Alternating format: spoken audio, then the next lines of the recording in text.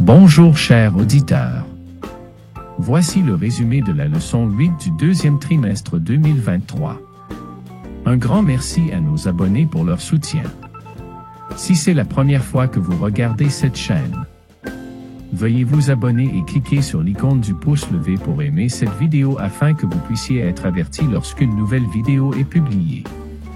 Le sujet de cette leçon: le sabbat et la fin. Prions. Notre Père Céleste, merci beaucoup pour cette leçon. Ouvre nos cœurs pour que nous puissions la comprendre. Seigneur, aide-nous, avec l'Esprit Saint, à mettre en pratique ce que nous apprenons. Bénis nos chers auditeurs. Nous prions au nom de Jésus. Amen. Dieu a créé chacun d'entre nous. Chaque personne a donc de la valeur. Le bébé dans sa mère, l'adolescent en fauteuil roulant et la grand-mère qui ne se souvient plus de son nom, toutes ces personnes ont de la valeur aux yeux de Dieu. Dieu est leur Père. Ces personnes sont ses fils et ses filles. Il est le Dieu qui a créé le monde. Il a aussi créé tout ce qui s'y trouve. Il est le Seigneur du ciel et de la terre. Il n'habite pas dans des temples construits par la main de l'homme. Notre texte clé se trouve dans Éphésiens chapitre 3 verset 9 et nous lisons ceci. Et pour faire connaître à tous la communion du mystère qui, depuis le commencement des siècles, est caché en Dieu qui a créé toutes choses par Jésus-Christ. Le célèbre auteur juif Abraham Heschel appelle le sabbat un palais dans le temps. Le sabbat est un moment privilégié pour rencontrer personnellement notre Créateur et Rédempteur et pour l'adorer. C'est le moment de reconnaître que nous avons été créés en tant qu'êtres uniques. C'est le moment de se rappeler que Dieu nous aime et que nous sommes immensément importants pour lui. Dans cette leçon, nous aborderons les points suivants. Le sabbat et la liberté morale. Le sabbat et la création. Le sabbat et l'évolution. Le sabbat et la fin des temps et le sabbat et l'éternité. Numéro 1. Sabbat et liberté morale. Car nous comparaîtrons tous devant le tribunal de Christ. Romains 14, verset 10. Dieu jugera tout le monde. Il considère donc que chacun est moralement responsable de ses actes. Nous sommes responsables devant Dieu de tout ce que nous faisons et pensons. Pourquoi Dieu a-t-il le droit de nous tenir pour responsables de l'usage que nous faisons de notre liberté morale? Dieu est notre Créateur et il a établi une loi morale, les 10 commandements, qui déterminent quelles décisions morales sont bonnes. Le 4e commandement, le sabbat, nous rappelle la raison pour laquelle nous devons respecter la loi, Dieu nous a créés. Point numéro 2. Le sabbat et la création. Dieu bénit le 7e jour et le sanctifia, parce qu'il se reposa en ce jour de toute son œuvre, qu'il avait créée et faite. Genèse 2, verset 3. Après avoir achevé la création de la terre et de tous les êtres vivants qui s'y trouvent, Dieu a créé un jour, le sabbat. Le sabbat a été créé pour un monde sans péché. C'était un moment de relation spéciale avec Dieu. Après le péché, le sabbat est devenu spécial pour plusieurs raisons. Voyons ces raisons. C'est un gage de loyauté envers le Créateur. Il nous rappelle que nous sommes des enfants de Dieu. Il nous encourage à nous reposer en Dieu et à nous réjouir en lui. C'est un rappel de notre rédemption. Il nous permet de nous réjouir de la bonté de Dieu. C'est un moment privilégié pour adorer notre Créateur et Rédempteur.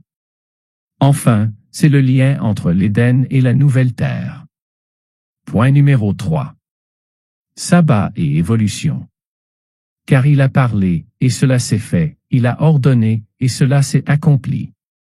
Psaume 33, verset 9. La Bible explique comment Dieu a créé le monde. Le mot hébreu pour jour, yom, accompagné d'un nombre, est toujours utilisé pour une période de 24 heures. Il n'y a pas d'exception. Le récit de la création dans la Genèse ne peut soutenir l'idée qu'elle s'est déroulée sur de longues périodes de temps. Au contraire, le sabbat est souligné parce que Dieu a créé notre monde en 6 jours et s'est reposé le 7e. Exode 20, verset 11.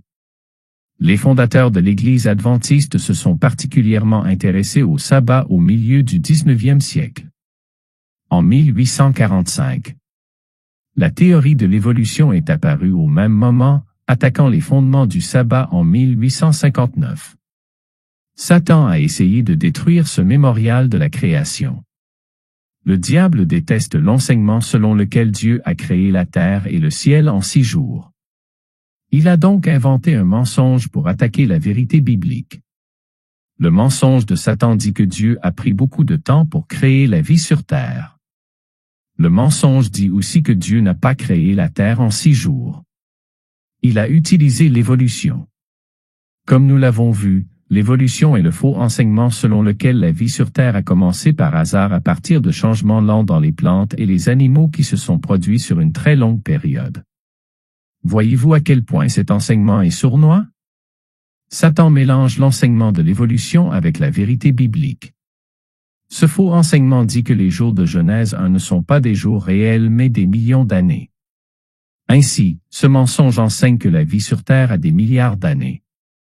Dans le livre des patriarches et des prophètes, chapitre 9, page 112, nous lisons « La Bible ne reconnaît pas de longues périodes au cours desquelles la Terre a évolué lentement à partir du chaos. » Le livre sacré déclare que chaque jour successif de la création se compose d'un soir et d'un matin, comme tous les autres jours qui ont suivi. À la fin de chaque jour est donné le résultat de l'œuvre du Créateur. À la fin de la première semaine, il est dit « Telles sont les générations des cieux et de la terre lorsqu'ils furent créés. » Genèse 2h4. Mais cela ne signifie pas que les jours de la création n'étaient pas des jours littéraux. Chaque jour était appelé génération, parce que Dieu y engendrait, ou produisait, une nouvelle partie de son œuvre. Point numéro 4. Le sabbat et la fin des temps. Voici la persévérance des saints, voici ceux qui gardent les commandements de Dieu et la foi de Jésus. Apocalypse 14, verset 12. Le message final est un appel à adorer le Créateur et non l'ennemi. Cet appel est étroitement lié à l'observation des 10 commandements. Le conflit lui-même n'est pas lié à l'amour de notre prochain, les 6 derniers commandements, mais à l'amour de Dieu. Les 4 premiers commandements. La marque que nous recevrons à la fin des temps indiquera qui nous adorons, Dieu, le sabbat ou la bête, le dimanche. Dernier point. Point numéro 5. Sabbat et éternité. Et il arrivera que, d'une nouvelle lune à l'autre, et d'un sabbat à l'autre, toute chair viendra se prosterner devant moi, dit l'Éternel. Ésaïe 66, verset 23. Chaque semaine, nous mettons de côté nos soucis matériels pour entrer dans le repos de Dieu, le sabbat. Pourquoi le sabbat existera-t-il encore dans la nouvelle terre s'il n'y a plus de soucis et que nous vivrons près du trône de Dieu? Rappelons que le sabbat, jour de repos et de communion avec Dieu, a été introduit dans un monde sans péché. Une fois la terre recréée, le sabbat restera un jour de repos et de communion avec Dieu. Chacun de nos sabbats anticipe notre éternité avec Jésus sur la nouvelle terre. En désignant Dieu comme le Créateur des cieux et de la terre, il distingue le vrai Dieu de tous les faux dieux. Tous ceux qui observent le 7e jour signifient par cet acte qu'ils sont des adorateurs de Jéhovah. Le sabbat est donc le signe de l'allégeance de l'homme à Dieu tant qu'il y aura des hommes sur la terre pour le servir. C'est la fin de cette leçon. Que Dieu vous bénisse. N'hésitez pas à faire connaître cette leçon à vos amis et à vos proches. Rendez-vous la semaine prochaine pour la prochaine leçon.